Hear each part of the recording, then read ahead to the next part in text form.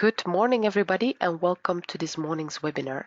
It's a webinar in a bit of a special circumstances because the speaker and I are not in the same room as we usually are. We are all home working in these COVID times.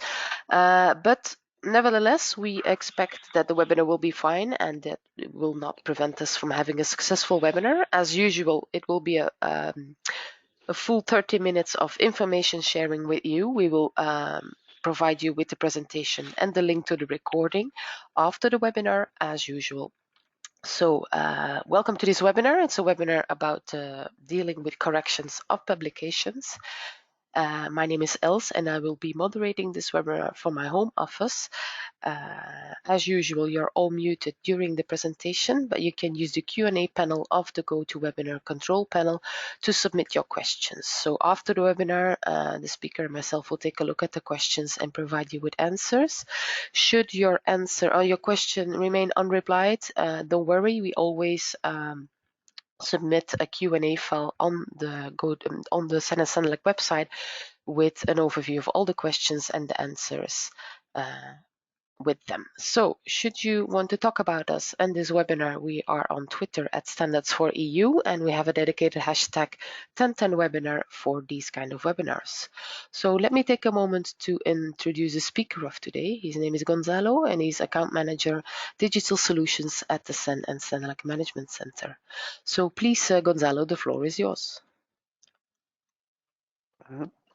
Good morning, everyone. So as Al said, I'm in a different place and I'm also working with two kids in the next door. So if you hear some funny noise sometimes, this will be the reason. So the focus of today's webinar are how to handle correction of publications, and we will guide you through some of the basic principles to assess and take decisions. Some elements that we will take into account are how to update publications, what are the necessary steps, and which documents may be necessary for dealing with a different type of corrections. All in all, what we also want to achieve is to guide you to assess your specific case and how you should take your decisions and your assessment of the specific cases you have at hand. If we move to the next one. So you may have been following the flexible development time process. So I'm just included this slide here to give you an overall idea, which is the steps we are talking about. So as you can see in the slide, we have the development phase highlighted in A, we have the inquiry phase highlighted in D, then again the working time in E, and then the formal vote with F. So we are not talking about this process, we are talking rather on what happens after the finalization of the document. So all these possibilities is after the document has been published, so when we have the stage code 6060 where there is a date of availability of the document. Of course, for technical reports and technical specifications, we only have the development phase and the vote, but the implications are a little bit the same. Now, this table is essentially to give you an overview of the different possibilities. So we have amendments, corrigendum, and correction notice. Some of them are reflected in internal regulations part 2, like amendments and corrigendum. Correction notice are more an exceptional process that has been introduced through decision by the technical board in SEN, and this only applies for SEN. It doesn't apply for Senelec at the moment, at least. The main elements are included in this table. So amendments are possible for addition, modification, and deletions of different elements of the text. Corrigendum are basically supposed to address mistakes that will lead to an unsafe application of the document. Correction notice is essentially for editorial elements. We will go through these different types of deliverables and we'll explain what are the relevant elements to take into account, but this table will give you the overview whenever you want to have a short explanation of the different possibilities. So we will start first of all with the amendment, which in a way some would say that is not necessarily a correction of the publication, it's a little bit broader than that. But I think in the assessment of the overall process to handle with corrections of the publication, it's important to consider amendments as well. So as I referred previously, we can include in an amendment any addition, modification, deletion of specific parts, annex whatsoever. So this is a little bit, it gives a little bit more flexibility. What is important to consider whenever we want to go through an amendment is of course, what are the requests for the changes. So this is, as usual, the request will come from the relevant stakeholders, which could be the technical body, member, national committee, the European Commission, on any of the partners. So this is something that usually will come from one of those stakeholders. Then it's up to the technical body to decide if they want to amend the standard or the technical specification and technical report, and then they need to create the corresponding new work item. It's important to highlight that we have different processes in SEN and SENELEC. In SEN, you have the CIB for the new work item, and then when you have the decision, the technical committee secretary will be able to create the work item in projects online. In SEN, we have a decision, and then we have to go through CCMC and request the item to the technical board. So we have different processes in SEN and SENAC. This is already important to highlight. Once the work item has been agreed, so you can just follow the normal process through an inquiry and formal vote. So this is normal for as any other standard.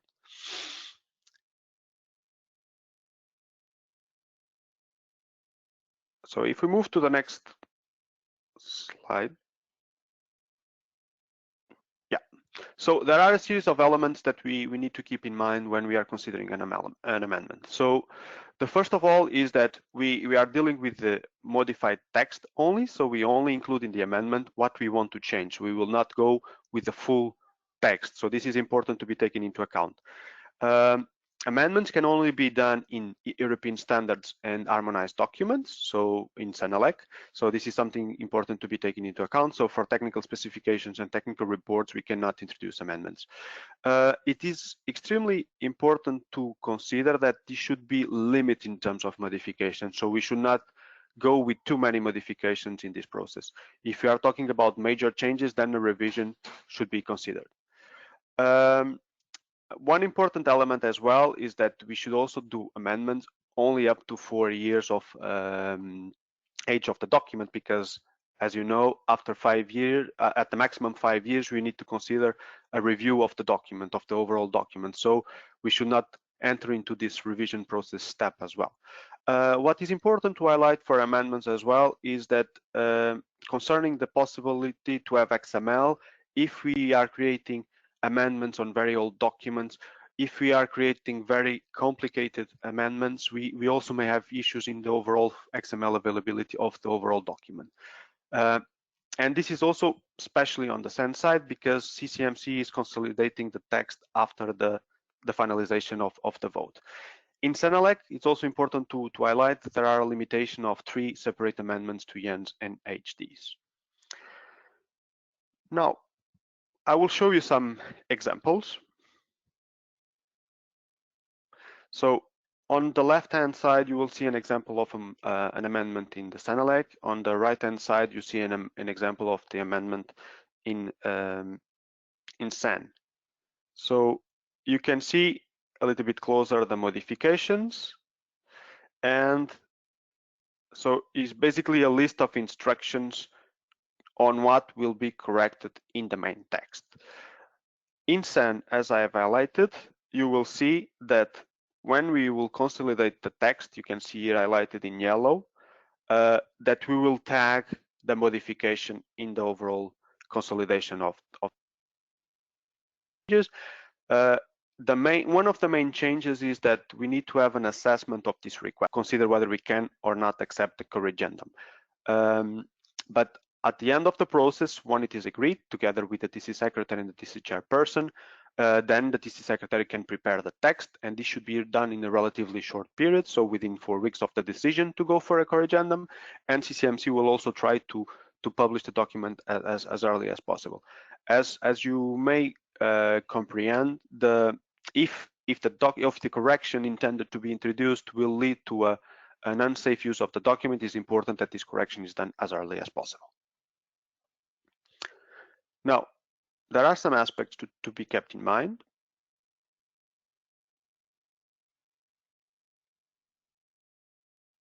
And I'm just waiting that the slide moves. Yeah.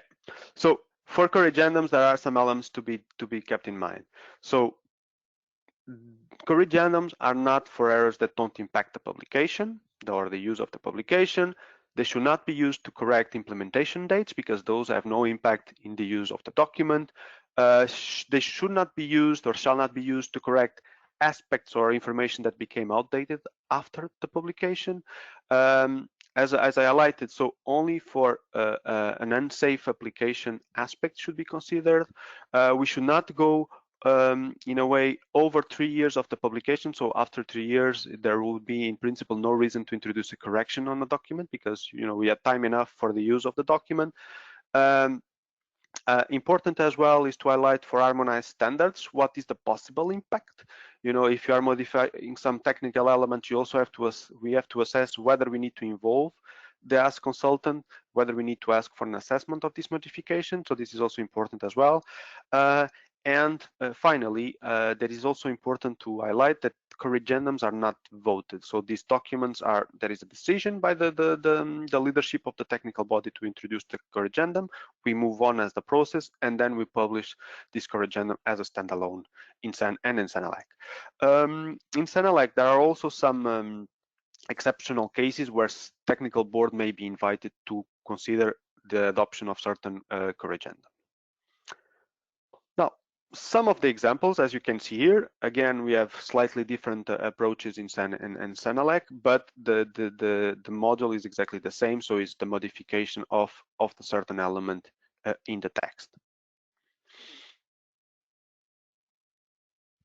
Then we move on to correction notice. So correction notices are used in SEN only at the moment, and the only objective was to ensure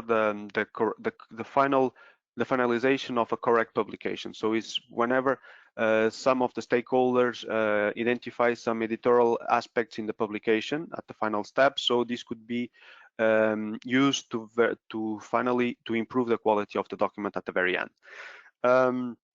The request can come from different stakeholders, the technical body, national committees, also the translations from DIN and AFNOR very often are highlighting some of these editorial mistakes.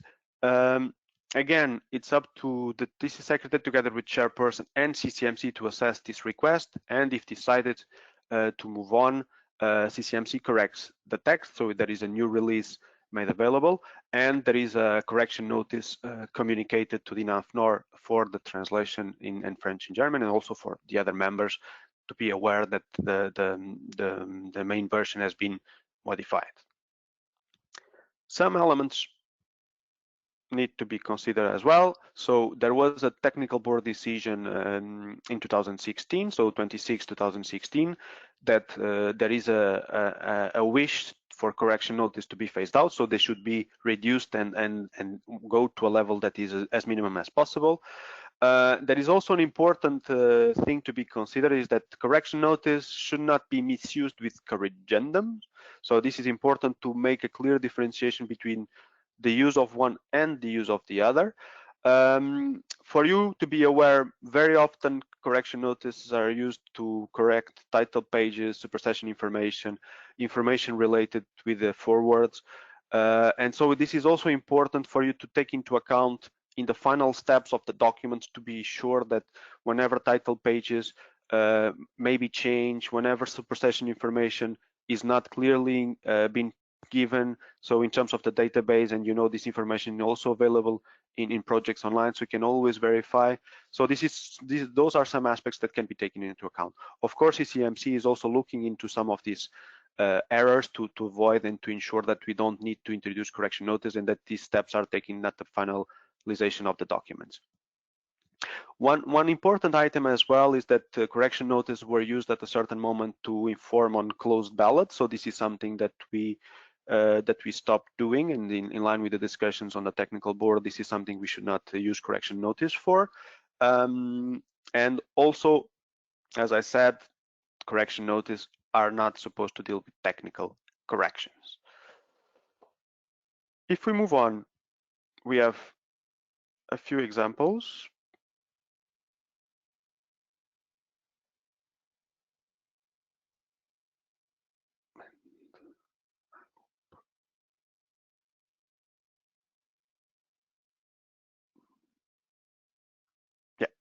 how it's working. So basically you can see here, so it's two different examples. So you have a list of instructions to what it applies, and at the very bottom of the document you have the list of the modifications in the document. So in this case, it was the tables in the Annex A that have been corrected. So the members will be informed that those are the modifications in the document. Now, finally, and I think this is also the whole purpose of this webinar, is also to put you in the spirit of what needs to be done at each stage. So what is important for you to keep in mind is what do we need to correct. So this is the first question you should raise yourself. Secondly, you need to assess whether this is a technical change. You know, if it's a technical change, so we will have to see which is the step or which is the procedure we need to use. Again, will this change lead to an unsafe application of the document? So then we will enter into the discussion whether a corrigendum is applicable or not. Important as well for the process of the assessment is whether we knew the situation at the publication stage, because this may affect the decision that we are going to take on the process to follow. And in case of doubt, because this is also, of course, a very subjective process, it's important if you have doubts, if you are not sure, you can also contact your CCMC project manager to double check some of the questions. And in the worst case scenario, the production department. We are getting close now to the finalization of the presentation. So of course, it's also important to be clear in which documents need to be provided and the way of doing it. So for an amendment, it's a little bit like any documentation. So in SAN, we have the need to provide transmission notice, text in Word, PDF, and separated figures. Submission is done in SAN.